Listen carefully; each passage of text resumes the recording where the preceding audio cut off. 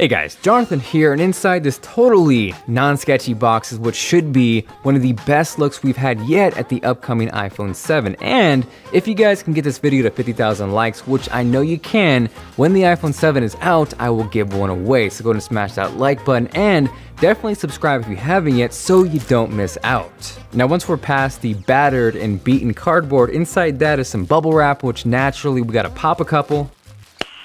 Nice. Beyond that, there is yet again one more layer of bubble wrap, this time colored. And this layer is giving me a slightly harder time because we gotta cut through some tape. But once we get through that and say goodbye to the bubble wrap, here is a case, which is not what we're interested in. So I'm gonna go ahead and toss that aside, and this reveals what looks to be surprisingly a really good looking iPhone 7 clone. Taking a closer look, one of the things I was personally most curious about is whether or not the headphone jack was there, and clearly it is not.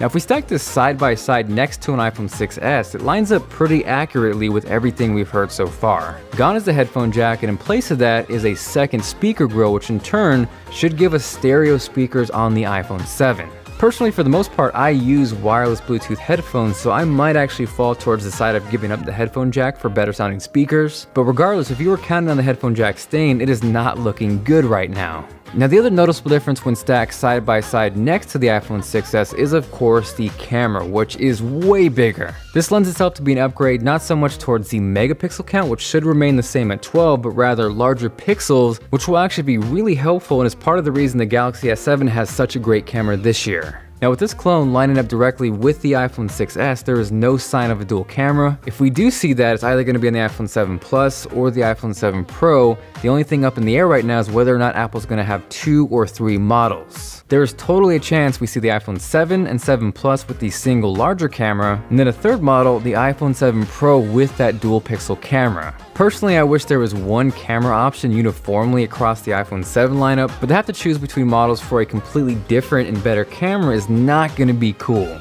Now, one of the things I was initially negative on and have kind of come full circle is the removal of the antenna bands. Up until this point, we've really only seen renders or low quality pictures which were potentially photoshopped, but now that I have this close up and in my hands, I kind of really like how it looks. And looking at this side by side with the iPhone 6s, I think I definitely prefer the looks of the iPhone 7 clone.